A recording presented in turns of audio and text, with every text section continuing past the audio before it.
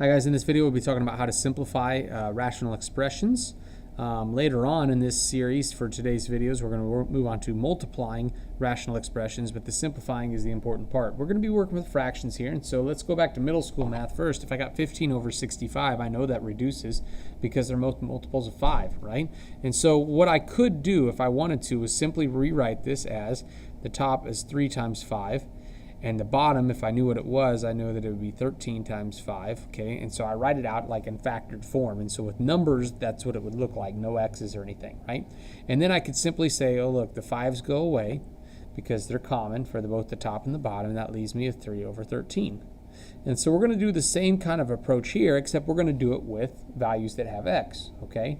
So if I ever see something like over here, I have 4 times x plus 3 over x minus 5 times x plus 3. There's a temptation that you need to avoid here that I see a lot of students, they make this mistake is they try to go ahead and like FOIL this out, and they distribute the 4 out, or they FOIL out the bottom, and you don't want to do that. The factored approach is actually better. We want to get things in factored format, because then what we can do is we can say, well, I got an x plus 3 on the top and the bottom, and those go away, and so I'm left with 4 over x minus 5, okay?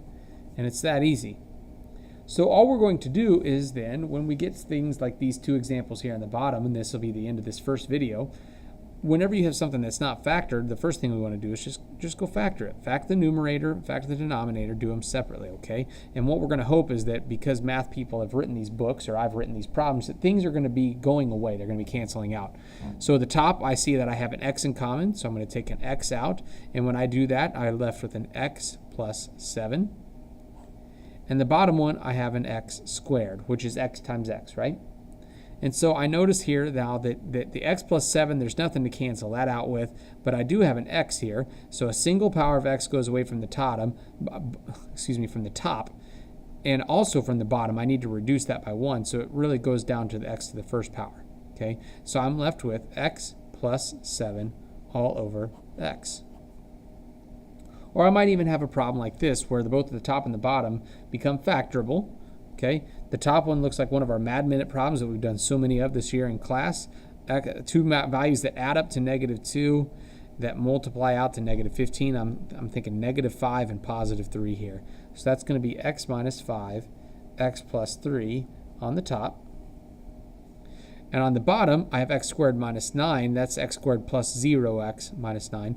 That's a difference of squares. There's, we've done a lot of these as well. But that factors out to x plus 3, x minus 3. And so now whenever I see it in written in factored format, it's pretty obvious here that, hey, those x plus 3's go away. I'm left with x minus 5 over x minus 3. So that's the first skill we're going to be working on today, is just how to factor top and bottom, look for things to cancel out, rewrite the answer, and then we have our simplified format.